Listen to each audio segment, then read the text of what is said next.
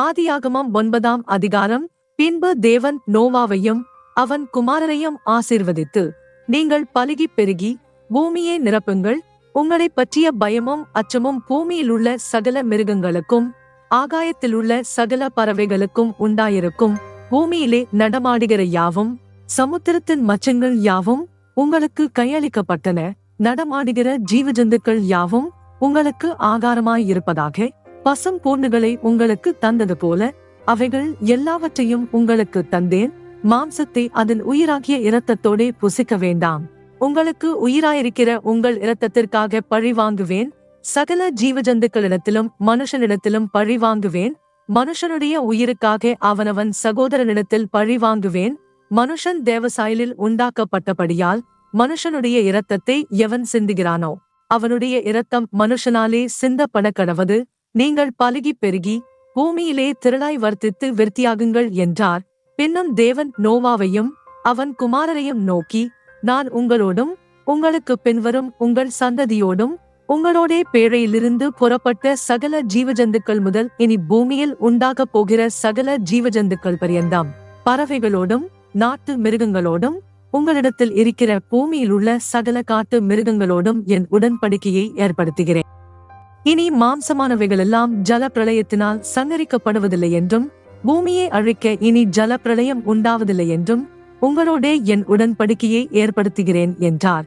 அன்றியும் தேவன், எனக்கும் உங்களுக்கும் உங்களிடத்தில் இருக்கும் சகல ஜீவஜந்துக்களுக்கும் நித்திய தலைமுறைகளுக்கென்று நான் செய்கிற உடன்படிக்கையின் அடையாளமாக நான் என் வில்லை மேகத்தில் வைத்தேன்.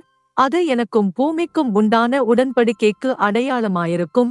நான் பூமிக்கு மேலாய் மேகத்தை வருவிக்கும் போது அந்த வில் மேகத்தில் தோன்றும். அப்பொழுது எல்லா மாம்ச ஜீவன்களையும் அழிக்க இனி ஜலமானது பிரளயமாய் பெருகாதபடிக்கு எனக்கும் உங்களுக்கும் மாம்சமான சகல ஜீவஜந்துக்களுக்கும் உண்டான என் உடன்படிக்கையை நினைவு கூறுவேன். அந்த வில் மேகத்தில் தோன்றும் போது தேவனுக்கும் பூமியின் மேலுள்ள சகலவித மாம்ச ஜீவன்களுக்கும் உண்டான நித்திய உடன்படிக்கையை நான் நினைவு கூறும்படிக்கு அதை நோக்கி பார்ப்பேன். இது எனக்கும் பூமியின் மேலுள்ள மாம்சமான யாவுக்கும் நான் ஏற்படுத்தின உடன்படிக்கையின் அடையாளம் என்று நோவாவோடே சொன்னார். பேழையிலிருந்து புறப்பட்ட நோவாவின் குமாரர் சேம், காம், யாப்பேத் என்பவர்களே. காம் கானானுக்கு தகப்பன். இம்மூவரும் நோவாவின் குமாரர். இவர்களாலே பூமி எங்கும் ஜனங்கள் பரம்பினார்கள். நோவா பயிரிடுகிறவனாகி திராட்சத் தோட்டத்தை நாட்டினான். அவன் திராட்சரசத்தை குடித்து வெறி கொண்டு தன் கூடாரத்தில் வஸ்திரம் விலகி படுத்திருந்தான். அப்பொழுது கானானுக்கு தகப்பனாகிய காம் தன் தகப்பனுடைய நிர்வாணத்தைக் கண்டு வெளியில் இருந்த தன் சகோதரர் இருவருக்கும் அறிவித்தான். அப்பொழுது சேமும் யாப்பேத்தும் ஒரு வஸ்திரத்தை எடுத்து தங்கள் இருவருடைய தோள் மேலும் போட்டுக்கொண்டு பின்னிட்டு வந்து தங்கள் தகப்பனுடைய நிர்வாணத்தை மூடினார்கள். அவர்கள் எதிர்முகமாய் போகாதபடியினால் தங்கள் தகப்பனுடைய நிர்வாணத்தை காணவில்லை.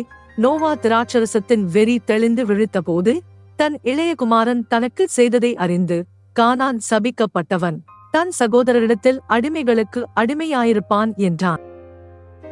சேமுடைய தேவனாகிய கர்த்தருக்கு ஸ்தோத்திரம் உண்டாவதாக. கானான் அவனுக்கு அடிமையாயிருப்பான். யாப்பேத்தை தேவன் விருத்தியாக்குவார். அவன் சேமுடைய கூடாரங்களில் குடியிருப்பான். கானான் அவனுக்கு அடிமையாயிருப்பான் என்றான். ஜலப்பிரளயத்துக்கு பின்பு நோவா 350 வருஷம் உயிரோடிருந்தான். நோவாவின் நாட்களெல்லாம் 950 வருஷம். அவன் மரித்தான்.